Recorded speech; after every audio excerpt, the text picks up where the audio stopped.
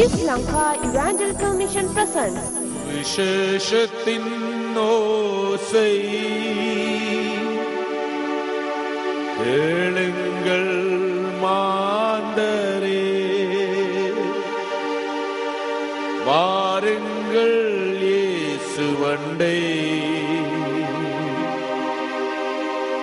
வாருங்கள் இயேசுவண்டை.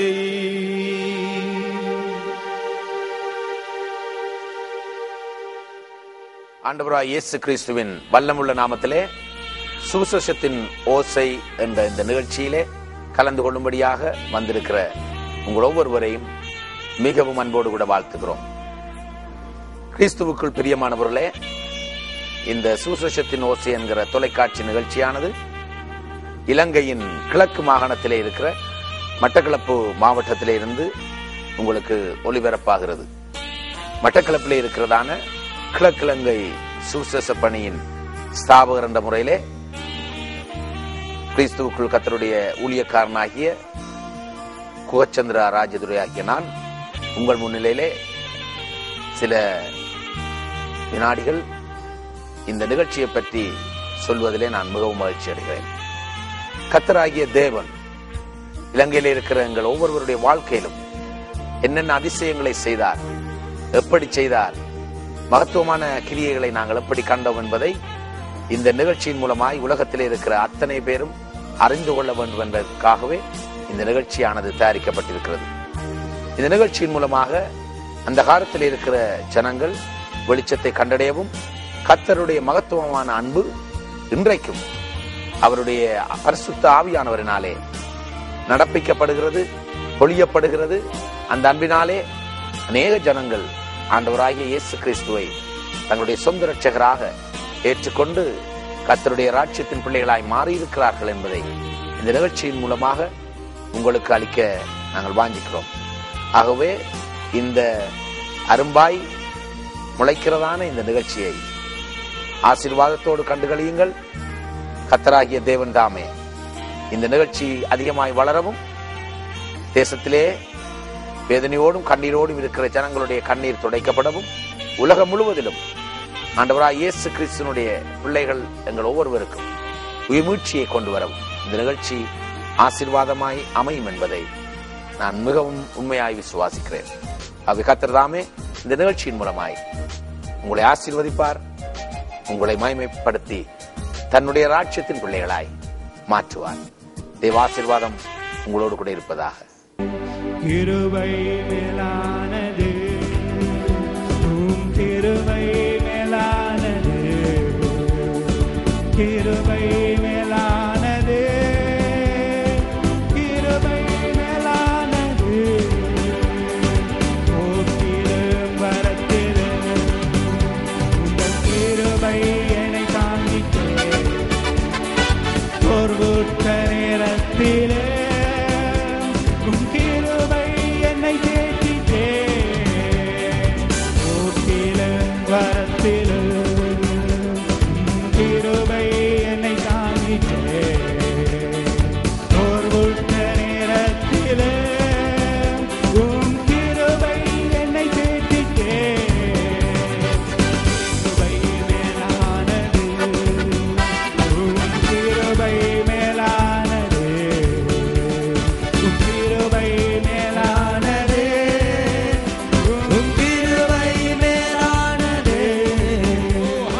கர்த்தருடைய சமூகத்துக்கு நாங்கள் வந்திருக்கிறோம். அவரை ஆராதிக்க வந்திருக்கிறோம். வேறு காரியங்களுக்காக நாங்கள் வரவில்லை. பரிசுத்த தேவன் இந்த காலை வேளையிலே அவருடைய அபிஷேகத்தினாலே நம்மை நிரப்புவார். ஹல்லேலூயா. வாய்களை திறந்து ஆவியானவரே உம்முடைய கிருபை மேலானது. எல்லாரும் பரிசுத்த ஆவியானவர்னாலே, ஹல்லேலூயா, பரிசுத்த ஆவியினாலே நிறைந்து, எல்லாரும் ஆவியிலே நிறைந்து அந்நிய பாஷையிலே ஓ ராபா லகா திகா லாபா ராபா ஷாம்பா ராலாபா பரிசுத்த ஆவியானவர்கள் மத்தியிலே இருக்கிறார். ஓ இதோ இதோ தம்முடைய ஜனங்கள் மத்தியிலே வாசம் பண்ணுகிற தேவன் எங்கள் மத்தியிலே கடந்து வந்திருக்கிறார். ஹல்லேலூயா, ஹல்லேலூயா. ஷிம்பா ராலா பாபா பாக்கா ராபா லாராந்தூரே. ஓ thank you Jesus.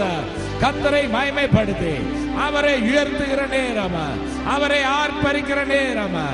ஓ ஹல்லேலூயா, ஹல்லேலூயா, ஹல்லேலூயா. அவரை துதிக்கும் பொழுது நம்முடைய வாழ்க்கையில தேவன் நம்மை மறுரூபப்படுத்துகிறவராயிருக்கிறார். ஹல்லேலூயா. நம்மை மறுரூபப்படுத்துகிறவர் அவர். நம்முடைய மனம் மறுரூபமாகிறது.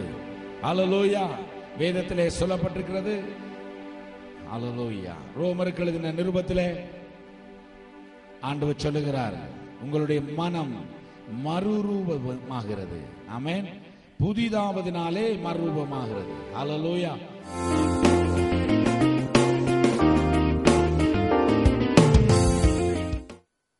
ஆண்டவர் ஒரு காரியம் செய்தால் அடுத்ததாக இன்னொன்றை பிளான் பண்ணிடுவாரு. ஆமென். ஹல்லேலூயா. அதை நாங்கள் கடந்த 30 வருஷமாக பார்த்து வரோம்.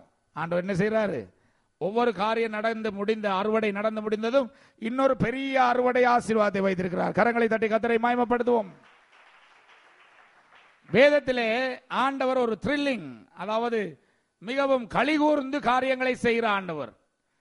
அவர் செங்கடலை பிளந்தால் என்ன, யோர்தானை பிளந்தால் என்ன, பரலோகத்திலே அது ஒரு பெரிய களிகூர்தலின் அற்புதமாக அதிசயமாக இருக்கிறது.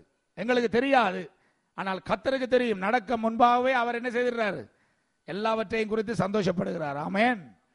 அப்படினாலே இன்றைக்கு காலையிலே நம்முடைய வாழ்க்கையிலும் தேவன் ஒரு காரியத்தை, ஒரு அற்புதத்தை, ஒரு அதிசயத்தை, மகிமையான காரியத்தை செய்வதற்கு தேவன் நம்மிடத்திலிருந்து எதிர்பார்க்கிறது என்ன என்பதை குறித்து இன்றைக்கு நாங்கள் படிக்க போகிறோம். மாற்கு 6ஆம் அதிகாரம் 34ஆம் வசனத்திலே இருந்து சில காரியங்கள் நமக்கு மிகவும் தெளிவாக சொல்லப்பட்டிருக்கிறது. இந்த சம்பவத்திலே நாங்கள் வாசிப்போம். மாற்கு 6:34. இயேசு கரையில் வந்து அநேக ஜனங்களைக் கண்டு அவர்கள் மேய்ப்பனில்லாத ஆடுகளைப் போல் இருந்தபடியால் அவர்கள் மேல் மனதுருகி அநேக காரியங்களை அவர்களுக்கு உபதேசிக்க தொடங்கினார். இது உங்களுக்கு நன்றாய் தெரிந்த ஒரு சம்பவம். ஹல்லேலூயா. 5 அப்பமும் 2 மீனும்.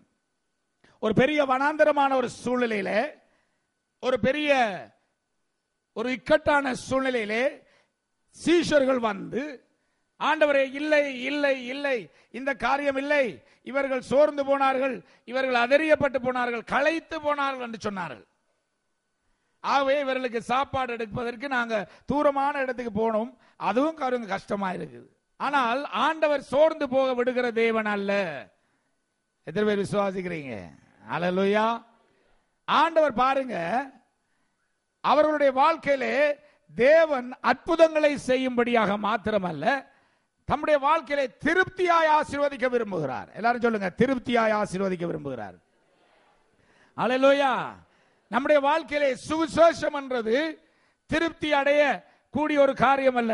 அது நாங்கள் மரிக்கும் வரைக்கும், எங்களுடைய ஜீவன் இருக்கும் வரைக்கும் சுவிசேஷத்தை பிரசங்கம் பண்ணுவேன் என்று அந்த பவுல் சொன்னது போல, நம்முடைய வாழ்க்கையிலும் நாங்கள் ஜீவன் உள்ள வரைக்கும் கர்த்தருடைய நற்செய்தியை பிரசங்கம் பண்ணும்படியாய் அழைக்கப்பட்டிருக்கிறோம். ஹல்லேலூயா. சமயம் வாய்த்தாலும் வாய்க்காவிட்டாலும்.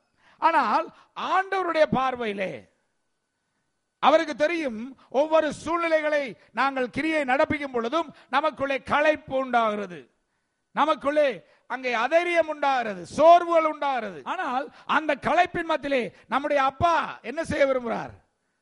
அப்படியே விட்டு விடுற தேவன் அல்ல. ஹல்லேலூயா. அதான் அப்பாட குணாதிசயம். நம்முடைய அப்பா அதிலே ஒரு விசேஷித்த அற்புதத்தை செய்ய விரும்புகிறார். யாருமே எதிர்பார்க்கல, யாருமே வந்திருந்து யாருமே எதிர்பார்க்கல. அவங்க வந்தது கர்த்தருடைய வசனத்தை கேட்க, அற்புதங்களை தேவன் செய்வதை காண, தங்களுடைய வாழ்க்கையிலே வேதனைகள் நீங்கி சுகமா இருக்க 5000 பேருக்கு மேற்பட்ட புருஷர்கள் வந்திருந்தார்கள். ஆனால் ஆண்டவருடைய பார்வையிலே வந்த அத்தனை பேரை நான் ஆசீர்வதிக்கணும். ஆமென். அதான் நம்முடைய தகப்பனுடைய ஒரு குணாதிசயம். எப்படி ஆசீர்வதிக்கணும்? திருப்தியாய். சொல்லுங்க தேவனுடைய பிள்ளையே, இப்படிப்பட்டதான சூழ்நிலையிலே தேவன் உனக்கு கொடுக்கிற ஆசீர்வாதத்தின் வார்த்தை என்னவென்றால், நான் உன்னை திருப்தியாய் ஆசீர்வதிக்க விரும்புகிறேன். ஹல்லேலூயா. எல்லாரும் சொல்லுங்க, திருப்தியாய் ஆசீர்வதிக்க போறாரு. விசுவாசிகள் ஆமென் சொல்லுவோம். பிரியமான தேவனுடைய பிள்ளையே, கர்த்தர் இன்றைக்கு உன்னை பார்த்து சொல்வது, நான் உன்னை திருப்தியாய் ஆசீர்வதிக்க விரும்புகிறேன். ஹல்லேலூயா. கர்த்தர் உங்களுடைய வாழ்க்கையிலே ஒரு அற்புதத்தை இந்த நாட்களிலே செய்ய போகிறார். ஹல்லேலூயா. பல அற்புதங்களை நீங்கள் பார்த்திருப்பீர்கள், பல அதிசயங்களை பார்த்திருப்பீர்கள். வேதத்திலே சொல்லப்பட்டிருக்கிறது, விதைத்தவன் நூறத்தனையான அறுவடையை பெற்றுக் கொள்வான். யார் யார் கண்ணீரோடு நீங்கள் இந்த காரியத்திலே விதைத்தீர்களோ அதை நீங்கள் கம்பீரமாய் அறுக்க ஆண்டவர் உதவி செய்வார். இதே போலதான் ஒரு பெரிய பிரசங்க மேடையிலே இயேசு கிறிஸ்து பேசிக் கொண்டிருக்கிறார். வனாந்தரம், வெயில், ஜனங்கள் தாகத்தோடும் பசியோடும் களைத்து போயிருக்கிற நேரம், ஆவிக்குரிய ஆகாரம் சாப்பிட்டு விட்டார்கள், ஆனால் சரீர பிரகாரமாக அவர்களிடத்திலே ஆகாரம் இல்லை. அந்த வேளையில அங்கே ஒரு பிள்ளை தன்னை ஒப்புக் கொடுக்கிறான். அந்த நேரத்திலே தேவன் ஆசீர்வதிக்க வேண்டுமானால் அங்கே ஒரு பிள்ளை, ஒரு குழந்தை, ஒரு சின்னவன், ஒரு சின்ன பையன் கர்த்தருடைய கரத்திலே தன்னிடத்திலே இருக்கிறதை கொடுக்க வேண்டியதா இருந்தது. பிரியமான தேவனுடைய பிள்ளையே, இந்த பட்டணம் ஆசீர்வதிக்கப்படுவதற்கு காரணம், இந்த பட்டணம் விடுதலையாக்கப்பட போவதற்கு காரணம் என்ன தெரியுமா? தேவ பிள்ளைகள் கர்த்தருக்காக நீங்கள் மனமு வந்து கொடுப்பதினாலே. ஹல்லேலூயா. பிரியமான தேவனுடைய பிள்ளையே, அந்த சின்ன பையனுடைய இருதயத்திலே என்ன வந்தது? நான் ஆண்டவருக்கு கொடுக்கணும். ஹல்லேலூயா. நான் ஆண்டவருக்கு கொடுக்கணும். ஆமென்.